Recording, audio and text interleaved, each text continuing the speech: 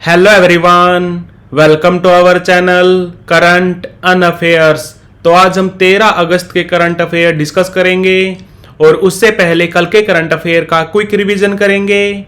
तो कल का पहला क्वेश्चन था, पेरिस ओलंपिक 2024 के समापन समारोह में ध्वजवाहक कौन रहे? भारत की तरफ से ध्वजवाहक रहे क्लोजिंग सेरेमनी में श्रीजेश और मनु भाकर, और जो ओपनिंग सेरेमनी हुई थी उसमें ध्वजवाहक थे पीवी सिंधु और शरथ कमल। फिजी के बाद किस कंट्री ने राष्ट्रपति द्रौपदी मुर्मू को उच्चतम नागरिक सम्मान से सम्मानित किया? तो ये किया है तिमोर लिस्ते ने। कैपिटल क्या है इसकी? दिल्ली, DILI। और यहां पर मुद्रा चलती है US डॉलर। विश्व शेर दिवस कब मनाया गया? वर्ल्ड लायन डे मनाया जाता है 10 अगस्त को। और वर्ल्ड एलिफेंट डे कब मनाया जाता है? तो वो मनाया जाता है 12 अगस्त को। और इंटरनेशनल टाइगर डे मनाया जाता है 29 जुलाई को। मानव हाथी संघर्ष को कम करने के लिए किस राज्य ने हाथी ऐप लॉन्च की? तो ये की है असम की सरकार ने। किस राज्य ने भारत का पहला 24/7 चावल ATM लॉन्च किया? तो ये किया है उड़ीसा ने। पेरिस ओलंपिक में मेडल जीतने वाले एकमात्र भारतीय पहलवान कौन बने? तो ये बने हैं अमन सहरावत, और इन्होंने 57 किलोग्राम कैटेगरी में compete किया है। इनका संबंध है हरियाणा से। बांग्लादेश में बनी अंतरिम सरकार का नेतृत्व कौन करेंगे? तो ये करेंगे मोहम्मद यूनुस। विश्व आदिवासी दिवस कब मनाया जाता है? तो ये मनाया जाता है 9 अगस्त को। और भारत में सबसे ज्यादा आदिवासी लोग रहते हैं मध्य प्रदेश में। किस IIT ने रियल टाइम लोकेशन ट्रैकिंग के लिए जूते बनाए? तो ये बनाए हैं IIT इंदौर ने। और भारत में टोटल 23 IIT हैं। पहली IIT बनी थी 1951 में, IIT खड़गपुर। खड़गपुर कहाँ पर है? वेस्ट बंगाल में। तो बढ़ते हैं आज की वीडियो की तरफ। आज का पहला क्वेश्चन है, हाल ही में किसे भारत का नया कैबिनेट सचिव नियुक्त किया गया? कैबिनेट सेक्रेटरी IAS ऑफिसर्स का सबसे बड़ा पद होता है। तो 30 अगस्त को भारत के नए कैबिनेट सचिव बन जाएंगे TV सोमनाथन। ये अभी हमारे फाइनेंस सेक्रेटरी हैं, यानी कि वित्त सचिव हैं। और कैबिनेट सचिव की अपॉइंटमेंट कौन करता है? तो वो करती है कमेटी जिसका नाम है ACC, appointments committee of cabinet. और TV सोमनाथन ये 1987 बैच के IAS ऑफिसर हैं। इनका कैडर कौन सा था? तमिलनाडु। तो भारत के नए कैबिनेट सचिव नियुक्त हुए हैं TV सोमनाथन। पहले कौन थे? भारत के पहले कैबिनेट सचिव थे NR पिल्लई, इनका भी नाम याद रखना। और विक्रम मिश्री अभी थोड़े दिन पहले हमारे फॉरेन सेक्रेटरी नियुक्त हुए हैं। अजय कुमार भल्ला ये हमारे होम सेक्रेटरी हैं। हाल ही में नटवर सिंह का देहांत हो गया। उनका संबंध किस फील्ड से था? तो उनका संबंध था राजनीति से। जब UPA 1 की गवर्नमेंट थी, UPA 1 की गवर्नमेंट में एक्सटर्नल अफेयर मिनिस्टर थे नटवर सिंह। इनका संबंध था राजस्थान से। और आपको बता दूं, नटवर सिंह पाकिस्तान में भारत के राजदूत भी रह चुके हैं, ये भी याद रखना। तो आंसर इसका राजनीति। हाल ही में कहा भारत और मलेशिया के बीच वायु अभ्यास उदार शक्ति 2024 शुरू हुआ? तो ये हुआ है क्वांटन मिलिट्री बेस में। कहां पर है? मलेशिया में। और बात करें अगर वायुसेना की, भारतीय वायुसेना के चीफ कौन है? चीफ ऑफ एयर स्टाफ हैं विवेक राम चौधरी। हम एयरफोर्स डे मनाते हैं 8 अक्टूबर को। और आपको बता दूं, भारत मलेशिया के साथ एक आर्मी एक्सरसाइज भी करता है जिसका नाम है हरी मऊ शक्ति, ये भी याद रखना। और मलेशिया की कैपिटल क्या है? कुआलालंपुर, जहां पर हेडक्वार्टर है बैडमिंटन वर्ल्ड फेडरेशन का। वर्ल्ड बैडमिंटन फेडरेशन का हेडक्वार्टर है कुआलालंपुर में। और ये कब बनी थी? BWF बनी थी 1934 में। और मलेशिया के अभी PM कौन है? तो वो हैं अनवर इब्राहिम। तो वायु अभ्यास उदार शक्ति शुरू हुआ है क्वांटन में। 78वें स्वतंत्रता दिवस का विषय यानी कि थीम क्या है? तो ये है विकसित भारत। और आपको बता दूं, हमारा लक्ष्य है कि 2047 तक हमें डेवलप्ड कंट्री बनना है, यानी कि विकसित देश बनकर तैयार होना है हमें 2047 तक। और स्वतंत्रता की बात करें तो पहली बार कंप्लीट इंडिपेंडेंस की मांग कब हुई थी? पूर्ण स्वराज की मांग हुई थी जनवरी 1930 में लाहौर अधिवेशन में। किसने की थी? हसरत मोहानी ने। ये भी याद रखना, इनका नाम याद रखना। पहली बार पूर्ण स्वराज की मांग की थी हसरत मोहानी ने। और पहली बार हमने स्वतंत्रता दिवस मनाया था 26 जनवरी 1930 को। फिर 1947 में भारत पूरी तरह से आज़ाद हुआ था। 14 अगस्त को पाकिस्तान बना था और 15 अगस्त को भारत आज़ाद हुआ था। तो आने वाली 15 तारीख को हम 78वां स्वतंत्रता दिवस मनाएंगे। इसका थीम होगा विकसित भारत।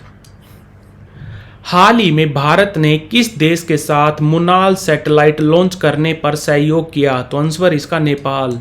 और आपको बता दूं, मुनाल सैटेलाइट को डेवलप करने के लिए हमारी मिनिस्ट्री ऑफ एक्सटर्नल अफेयर और एक कंपनी है न्यू स्पेस इंडिया लिमिटेड, इन दोनों ने आपस में MOU साइन किया है।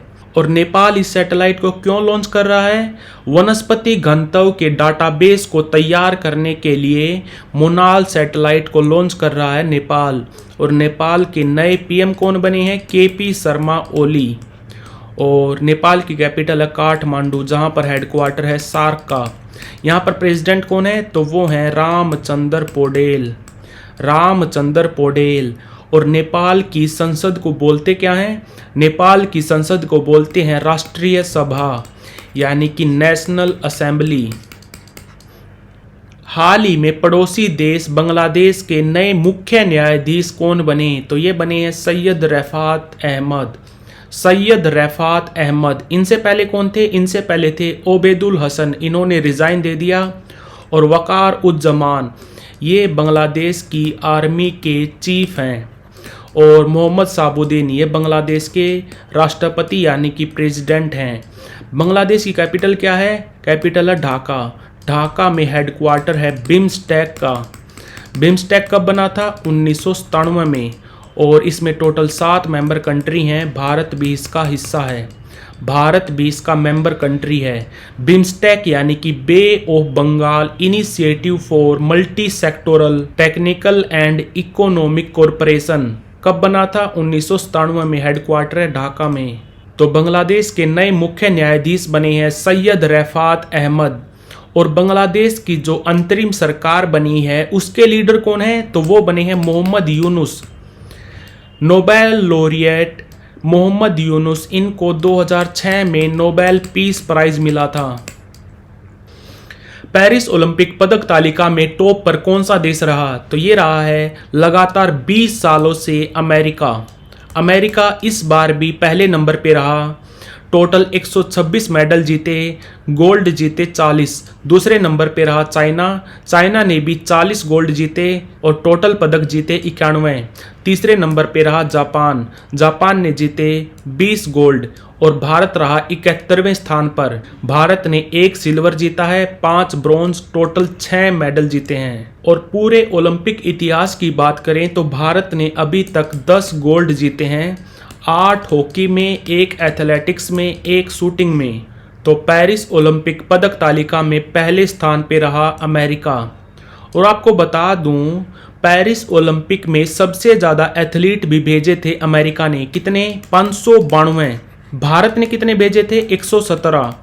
117 में से 70 मैन थे और 47 वीमन थी। और ओलंपिक की बात करें तो पहली बार ओलंपिक कब हुए थे? 776 BC में। और मॉडर्न ओलंपिक की बात करें तो पहले मॉडर्न ओलंपिक हुए थे 1896 में। कहाँ पर? एथेंस में, ग्रीस की कैपिटल एथेंस में। और इंटरनेशनल ओलंपिक कमेटी कब बनी थी? 1894 में। और इसके फाउंडर कौन थे? इंटरनेशनल ओलंपिक कमेटी और मॉडर्न ओलंपिक के फाउंडर माने जाते हैं पायरे डी क्यूबर्टीन। पायरे डी क्यूबर्टीन, इनका संबंध है फ्रांस से। और इंटरनेशनल ओलंपिक कमेटी के अभी प्रेसिडेंट कौन है? तो वो है थॉमस बाक। Thomas Bach. और भारत ने पहली बार ओलंपिक में हिस्सा लिया था 1900 में। कहाँ पर हुए थे? पेरिस में। पेरिस में इस साल तीसरी बार ओलंपिक हुए हैं। पहली बार हुए थे 1900 में, दूसरी बार हुए थे 1924 में, अभी तीसरी बार हुए हैं 2024 में। और भारत ने ओलंपिक में पहला इंडिविजुअल मेडल कब जीता था? तो वो जीता था केदार जाधव ने। कब? 1952 ओलंपिक में। कहाँ पर हुए थे? हेलसिंकी में। हाल ही में किस राज्य सरकार ने नए बाघ रिजर्व के निर्माण को मंजूरी दी? तो आंसर इसका छत्तीसगढ़। और ये जो छत्तीसगढ़ में टाइगर रिजर्व बनेगा, ये भारत का तीसरा सबसे बड़ा टाइगर रिजर्व बनेगा। भारत का सबसे बड़ा टाइगर रिजर्व कौन सा है? तो वो है Nagarjun Srisailam tiger reserve. Nagarjun Srisailam tiger reserve. और भारत में जब टाइगर प्रोजेक्ट आया था, कब आया था? टाइगर प्रोजेक्ट लॉन्च हुआ था 1973 में। इसके बाद भारत का पहला टाइगर रिजर्व बना था कॉर्बेट टाइगर रिजर्व। कहाँ पर है? वो है उत्तराखंड में। और भारत में अभी टाइगर रिजर्व कितने हैं? तो अभी हैं 54। और ऐसा माना जाता है कि पूरी दुनिया के 75% टाइगर भारत में पाए जाते हैं। और अभी थोड़े दिन पहले हमने इंटरनेशनल टाइगर डे मनाया था 29 जुलाई को, ये भी याद रखना। तो आंसर इसका छत्तीसगढ़। हाल ही में एक पुस्तक का विमोचन हुआ है 75 ग्रेट रिवॉल्यूशनरीज ऑफ इंडिया। इसके लेखक कौन है? इसके लेखक हैं राज्यसभा मेंबर भीम सिंह। इनका संबंध है बीजेपी पार्टी से। और इस पुस्तक का विमोचन किसने किया? तो वो किया है राज्यसभा के डिप्टी स्पीकर हरिवंश नारायण सिंह ने। और हमारी राज्यसभा के स्पीकर कौन है? तो वो है जगदीप धनखड़, जो हमारे वाइस प्रेसिडेंट हैं। तो आंसर इसका भीम सिंह। तो like, share, subscribe. Thank you for watching current on affairs.